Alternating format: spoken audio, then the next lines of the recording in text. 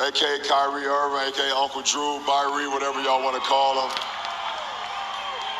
This guy, he thought I was blowing smoke up his ass early in the season when I said he can be the best point guard in our league and also be an MVP in our league.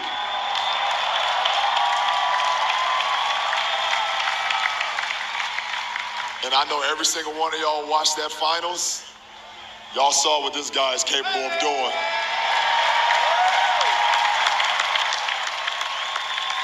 And he's only 24 years. Oh my goodness. He's only 24. He don't reach his prime for another 3 years. Thank you, Kyrie. Kyrie Irving has been one of the league's most talented players. From a skills perspective, there is not much this man cannot do on the offensive side of the court. However, the past couple of years, Kyrie Irving has grown to be one of the most polarizing players in the league.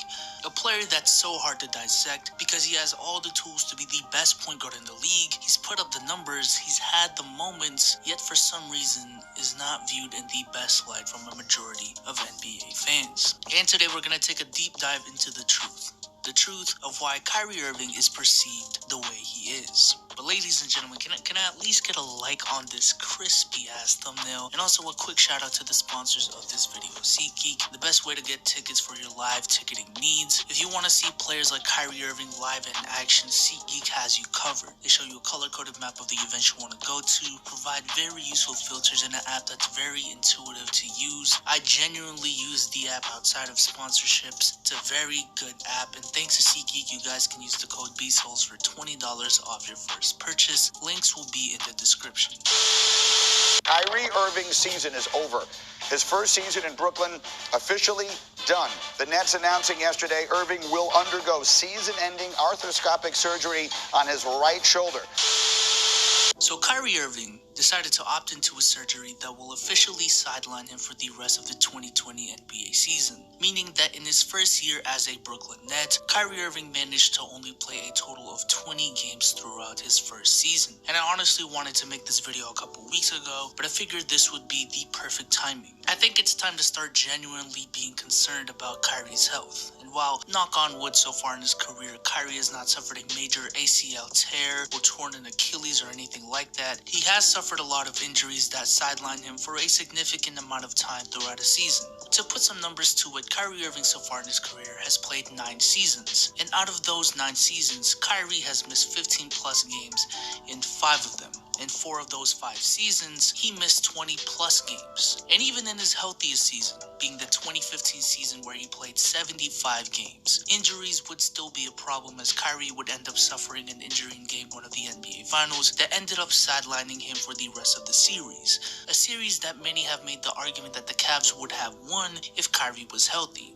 But that's exactly the problem. While no one at all is blaming Kyrie for being injury prone, you know, I would like to think that Kyrie doesn't look to get injured year in and year out. But at what point do injuries stop being an excuse? At what point does it start becoming a part of his identity? We can't keep on saying, if he was healthy, they would have won. When year in and year out, health is a problem. And I do believe this is one of the least talked about aspects as to this perception that teams might be better off without Kyrie. As if you're a team and you know the injury risks that come with having Kyrie Irving on your squad, you should be more prepared to play without him than you would if you had any other star. The Boston Celtics look like they were better without Kyrie, not necessarily because they played better without him on the court. It may have just been due to the fact that they've just been so used to playing without him that reintroducing a player that would have to be one of the focal points of your offense, if not the focal point of your offense, is just extremely hard.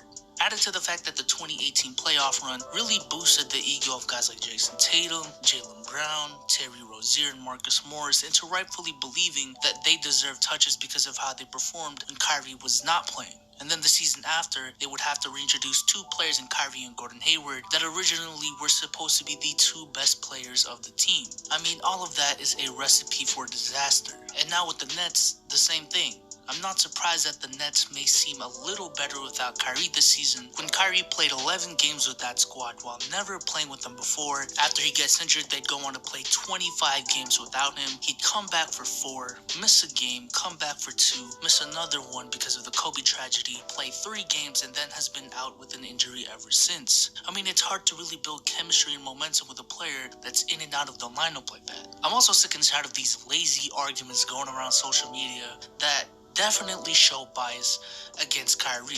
One of them is the record of the Celtics with versus without him in his seasons with the team, as the Boston Celtics without Kyrie would go 12-3 without him last year, which definitely fueled the fire that the Celtics are better without him. Aside from the personnel management problems that I just talked about earlier, and also the injuries effects on the team, can we just take a second to look at the teams that they face without Kyrie? Out of those 12 wins, only 3 of them came from playoff teams. Just 3. Those 3 teams being the 7th seed Brooklyn Nets, the 8th seed Detroit Pistons, and the Philadelphia 76ers. But even the Brooklyn Nets would hand them 2 of their 3 losses without Kyrie last year. So even without Kyrie against the Nets, one of the 3 playoff teams that they beat, they would go 1-2. Like, given that context, does that stat even mean anything? You know, I think them going 14-8 without him the season prior was more impressive when they beat teams like the Raptors and the Blazers twice, the Jazz and the Thunder. That was more impressive. But even then, let's look at the record when Kyrie was on the team, since that's what everyone's been talking about, how they're better without Kyrie. When Kyrie played in the 2017-2018 season, they went 41-19. That's on pace for 56 wins. So what does 14-8 even mean? Now we get to this year when the Celtics have Kemba Walker, and a fun fact, the Boston Celtics are 7-2 in the games that Kemba Walker has not played. Yet I haven't heard a peep about the Celtics being better without Kemba. You know why? Because in those 9 games, the only team that's been anything respectable was the Philadelphia 76ers. Those 6 other wins have come from trash teams. And also, I kind of just thought about this. The last 3 games, Jason Tatum has been averaging 35 points, 7 rebounds, 2 assists, 2 blocks on 54, 55, 91 splits. If Kyrie Irving was still the point guard of this team and Jason Tatum was putting up those numbers, just imagine how different the narrative would be. Man, Kyrie's holding back Jason Tatum. Man, the Celtics are better without Kyrie. But here we are with Kemba Walker. He is not playing. Jason Tatum is exploding. But there is not a single peep about the Celtics being better without Kemba. I know it's not a big sample size, but when have these arguments ever been? So why does it suddenly apply to this 3-game stretch? And I'm not saying this to attack Kemba in any way. I don't believe the Celtics are better without Kemba. I'm just saying that is a double standard that I see between Kyrie when he was a Boston Celtic and Kemba Walker as he's a Boston Celtic this year. So if you guys can keep that same energy with Kemba Walker, where was that in 2018? Where was that last season? I mean, the media did the same thing with Kawhi on the Spurs when they had a winning record when he didn't play. They did the same thing a couple years ago talking about how the Bulls were a 55-win team without MJ, when with him, they were an NBA dynasty.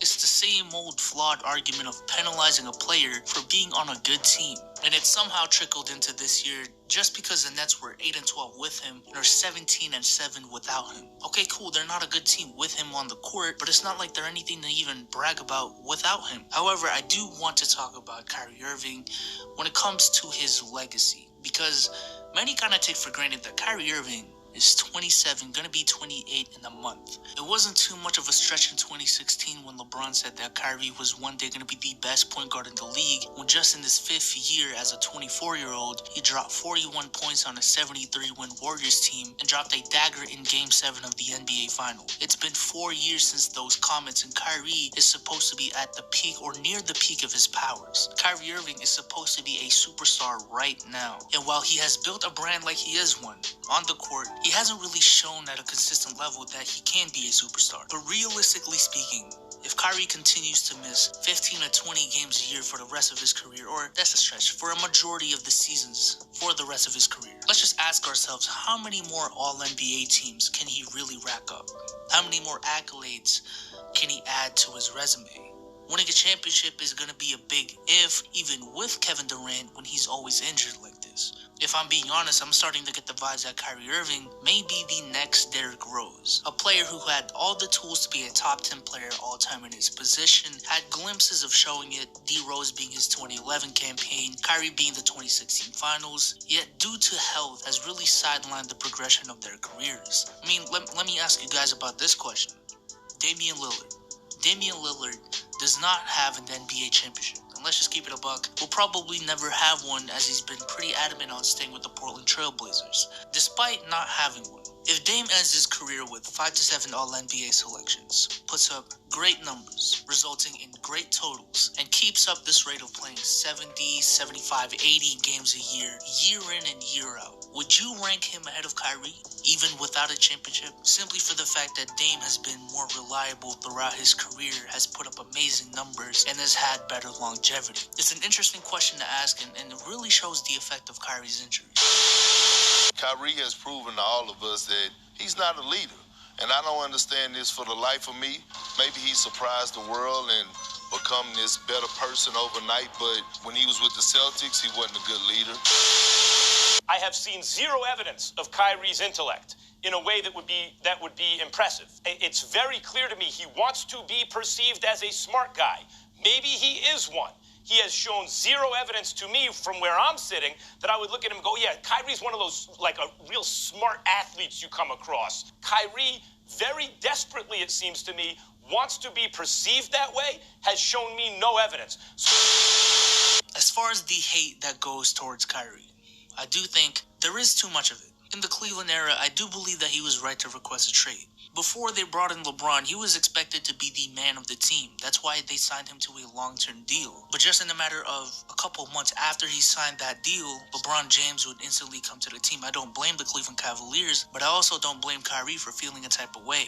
And then in their run together, everyone would always say LeBron had no help when they lost, when Kyrie was putting up numbers and never gets the credit that he deserves. I think the Boston era was just a series of events that people correlated to Kyrie being the problem, when the real problem, if anything, was his injuries and simply a personnel problem. And all of that just pushed Kyrie to the edge because he was being criticized way too much by his own fan base. And then the Nets so far, well, it's only been 1 year.